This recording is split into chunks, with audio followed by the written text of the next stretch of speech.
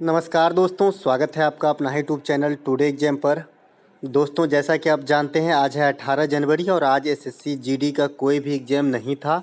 और जिस दिन एग्ज़ाम नहीं होती है उस दिन हम अपने तरफ से आपको प्रैक्टिस सेट प्रोवाइड कराते हैं और आने वाले शिफ्टों में आपको यहाँ से प्रश्न अब तक देखने को मिला है, आगे भी देखने को मिलेगा आई होप। और सभी प्रश्न को हम एक्स्ट्रा फैक्ट के साथ कवर करते हैं। तो चलिए दोस्तों, शुरू कर लेते हैं आज का ये वीडियो। और ये पीडीएफ आपको हमारे टेलीग्राम चैनल, जिसका नाम भी टुडे एग्जाम है, वहीं पर दिया जाएगा।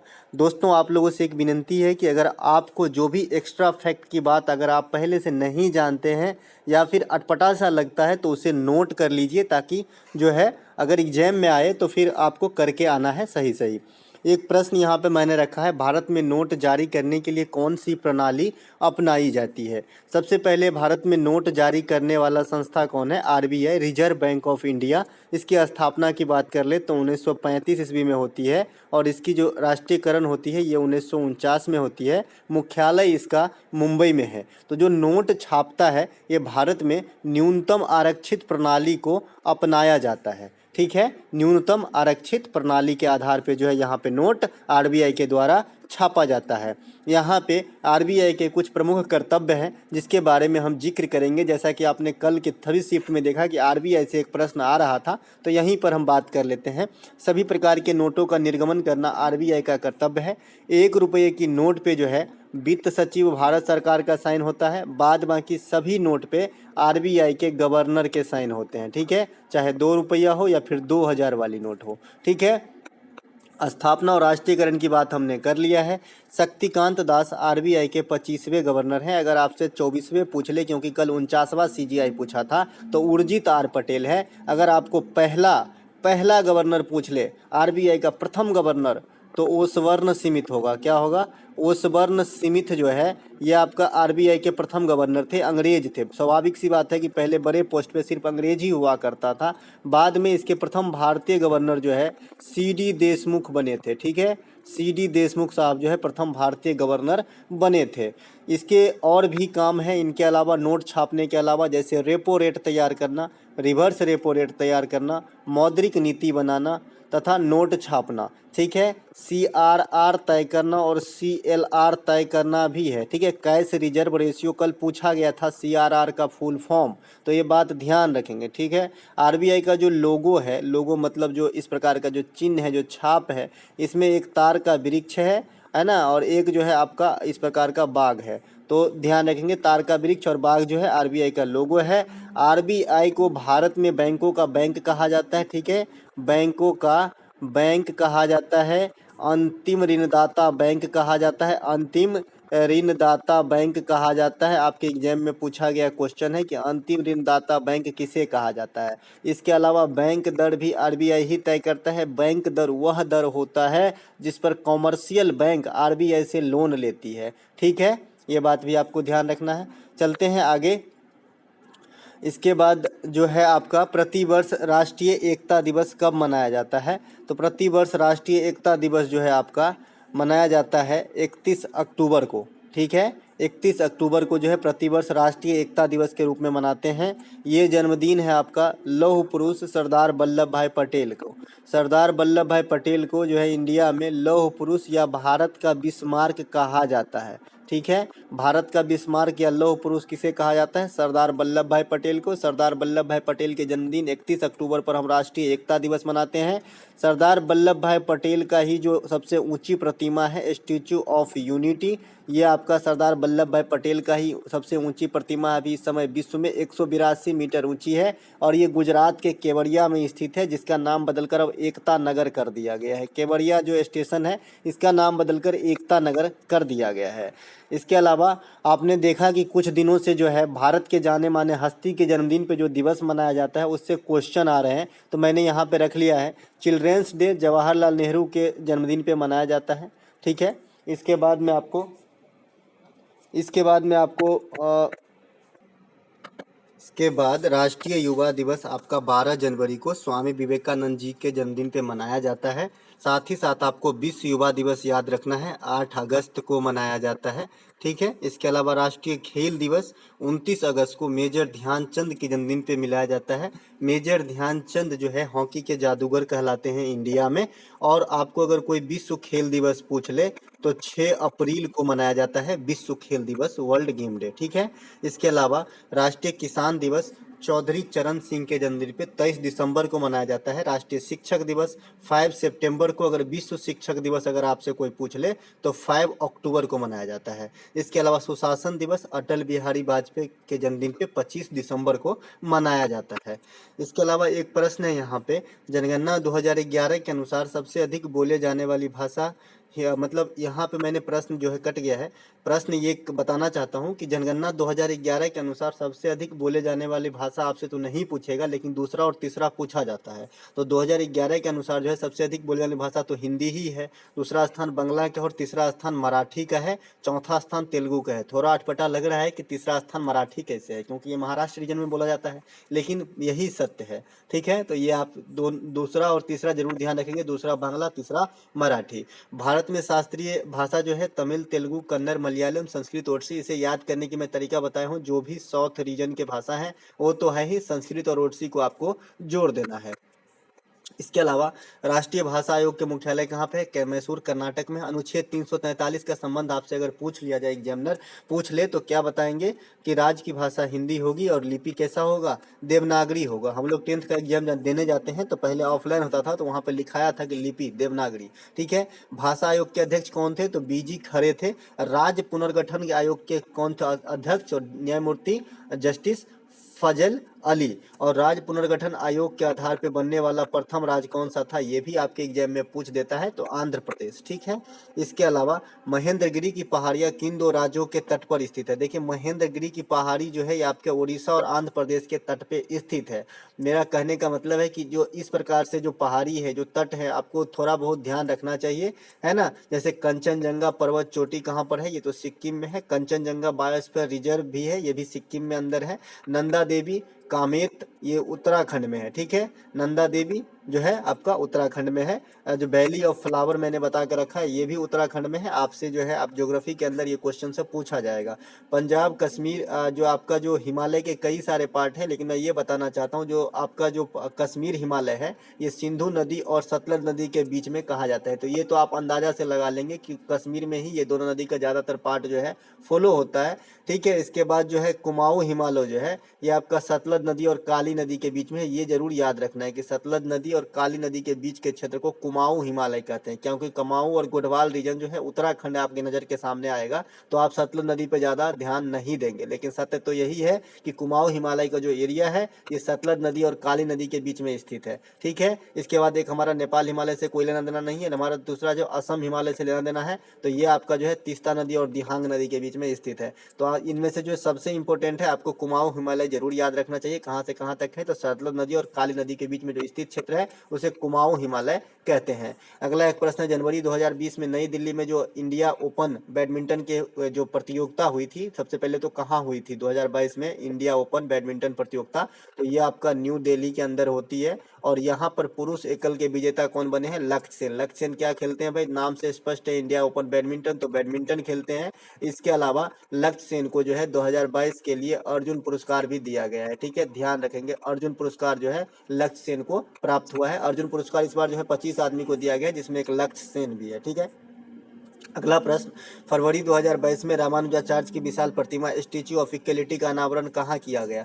देखिए, स्टैच्यू ऑफ इक्वलिटी जो है ये हैदराबाद में बनाया गया है। स्टैच्यू ऑफ यूनिटी जो है ये गुजरात के केवड़िया, जहाँ जिसका नाम बदलकर एकता नगर कर दिया गया, सरदार वल्लभ भाई पटेल का है। स्टैच्यू ऑफ इक्वलिटी जो हैदराबाद में है ये रामानुजाचार्य का है। ठीक है, रामानुजन का नहीं है जो गणितज्ञ थे, रामानुजाचार्य का है। ठीक है।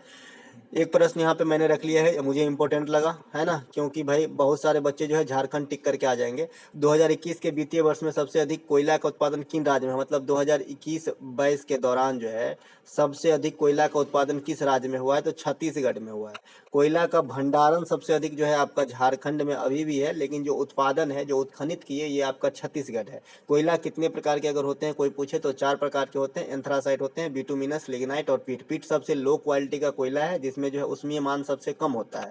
अगर आपसे ये भी पूछा जाता है एग्जाम में कि भाई एक ईंधन का उसमें मान कैसा होना चाहिए, तो हमेशा हाई होना चाहिए। ठीक है।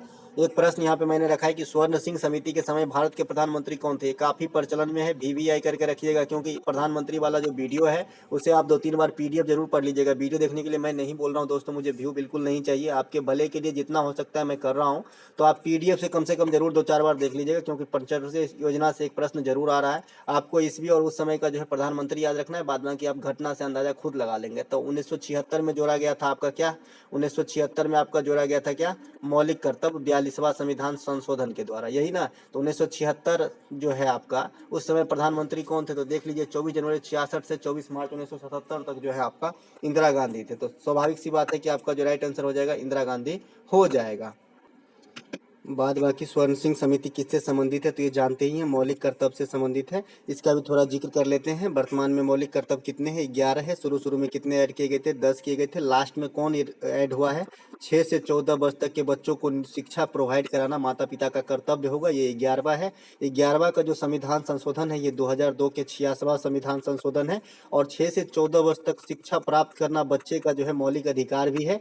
इसे आर्टिकल 21 का ए में रखा गया है। जो मौलिक अधिकार है वो आर्टिकल 21 के ए में रखा गया है, और जो मौलिक कर्तव्य है ये आर्टिकल 51 के ए में रखा गया है। तो दोनों बात स्पष्ट रूप से समझे। इसके बाद 1975 में इंदिरा गांधी के समय ही आंतरिक मामले के गड़बड़ी के आधार पर देश में इमरजेंसी लगा था, जिसका काफी विरोध हुआ। ठीक है, सर्वप्रथम बैंकों का राष्ट्रीयकरण भी इन्हीं के काल में हुआ था। 19 जुलाई 1969 को जो है 14 बैंकों का राष्ट्रीयकरण हुआ था, है ना। तो इन्हीं के काल में हुआ था। अगर आपसे कोई पूछ ले कि सेकेंड टाइम बैंकों का राष्ट्रीयकरण कब हुआ, तो 1980 में जो है आपका 8 बैंकों का राष्ट्रीयकरण हुआ था। चलते हैं आगे। अगला एक प्रश्न हमारा, एंथोरियम त्योहार का आयोजन किस राज्य में किया जाता है। देखिए, फूल से संबंधित त्योहार हम आपको बहुत सारे बता रखे हैं। फूल से संबंधित त्योहार जो है आपका बथुकुम्मा है, बथुकुम्मा जो आपका तेलंगाना में होता है। इसके बाद में जो है आपका फुलदेई है, फुलदेई त्योहार जो है आपका उत्तराखंड के अंदर होती है। और एक है एंथोरियम, इसका नाम ही है एंथोरियम, एंथोलॉजी होता है ना, फूलों का अध्ययन, उसी वर्ड से ये बना है। तो एंथोरियम का आयोजन मिजोरम में होता है। अब उधर का कुछ त्योहार आपको जरूर आना चाहिए, जैसे आपका लाई हरोबा जो है ये आपका त्रिपुरा में मनाया जाता है। और चेरी ब्लॉसम का नाम आपने सुना होगा, चेरी ब्लॉसम का नाम जो है आपका, ये आपका मेघालय में मनाया जाता है। ठीक है, इसके बाद लोसांग का नाम आपने सुना होगा, ये आपका सिक्किम में मनाया जाता है। इसके बाद में हॉर्नबिल का नाम सुना होगा, ये आपका जो है नागालैंड में मनाया जाता है। तो ये सब भी, हॉर्नबिल नागालैंड, त्रिपुरा में लाई हरोबा, चेरी ब्लॉसम मेघालय, लोसांग जो है आपका सिक्किम में। लोसार एक अलग है जो आपका लद्दाख, अरुणाचल प्रदेश और हिमाचल प्रदेश में मनाए जाने वाली बौद्धों का त्योहार है। इसके अलावा मैं आपको एक बात बता दूं, यहाँ पे जो नौकरेक है, नौकरेक और बलफक्रम, नौकरेक और बलफक्रम जो है यह भी आपका मेघालय में जो है स्थित है। तो ये भी ध्यान रखेंगे, है ना। मेघालय से कैसे बलफक्रम को याद रखेंगे, क्योंकि मेघनाथ के पास बल और पराक्रम दोनों था, तो आप याद रख सकते हैं बलफक्रम मेघालय। ठीक है, इसके बाद शून्यवाद और विज्ञानवाद जैसे दार्शनिक पंक्तियां किस धर्म के साथ जुड़ा हुआ है, तो ये बौद्ध धर्म से के साथ जो है जुड़ा हुआ है। शून्यवाद और विज्ञानवाद का संबंध जो है आपका बौद्ध धर्म से है। उसी प्रकार से जो है अनेकांतवाद, अनेकांतवाद अभी पूछा गया था भाई, अनेकांतवाद और स्यादवाद, ये जो है आपका जैन धर्म से संबंधित शब्द है। ठीक है, तो ये चारों शब्द को विशेष रूप से याद रखेंगे। शून्यवाद और विज्ञानवाद जो है बौद्ध धर्म से है। उसके बाद जो है आपका अनेकांतवाद और स्यादवाद जो है ये आपका जैन धर्म से है। उसी प्रकार जो है आपका हीनयान और महायान, ये संप्रदाय का नाम है, ये बौद्ध धर्म से है। उसी के बाद जो है श्वेतांबर और दिगंबर, ये जो है आपका जैन धर्म से है। ठीक है, तो ये दोनों समुदाय का भी चारों का नाम रखेंगे। दो बौद्ध का हो गया हीनयान महायान, श्वेतांबर दिगंबर आपका जैन का हो गया। ठीक है, बौद्ध धर्म के संस्थापक गौतम बुद्ध है। जन्म लुम्बिनी में होता है और मृत्यु जो है कुशीनगर में होता है। इनके जो है कई सारे घटना इनके मतलब इनके साथ जुड़ा हुआ है। जैसे गृह त्याग को महाभिनिष्क्रमण कहा गया, प्रथम उपदेश को धर्म चक्र प्रवर्तन कहा गया, प्रथम मृत्यु को जो है महापरिनिर्वाण कहा गया। प्रथम उपदेश जो है ये पाली भाषा में दिए थे आपका बुद्ध, और ये कहाँ पे दिए थे, तो सारनाथ जो है आपका उत्तर प्रदेश के अंदर है। इसके अलावा जो आपका 4 बौद्ध संगति होती है, पहला आपका जो है राजगिर में होता है अजात शत्रु के समय, दूसरा वैशाली में कालाशोक के समय, तीसरा पाटलिपुत्र में अशोक के समय, चौथा कुंडलवन में कनिष्क के समय। त्रिपिटक और जातक इनके जो है पवित्र ग्रंथ है। त्रिपिटक में 3 पिटक है, सुत्त पिटक, विनय पिटक और अधम पिटक। जातक में बुद्ध के पुनर्जन्मों की कहानी वर्णित होती है। इसके अलावा एक बच्चे ने कमेंट किया है कि सर जो है महावीर के पिता का नाम आप जो बताए हैं वो सिद्धार्थ है। भैया मैं तो मजाक में बताया था कि ये देखिए भाई, मतलब जो आप मान लीजिए कोई आदमी किसी का उत्तराधिकारी बनता है तो पिता के बाद पुत्र उत्तराधिकारी बनता है। मैं इस रूप में वहां पे हंसते हुए बता दिया था भाई कि इनके पिता है, इनके पहले ये थे, मतलब तेईसवा थे।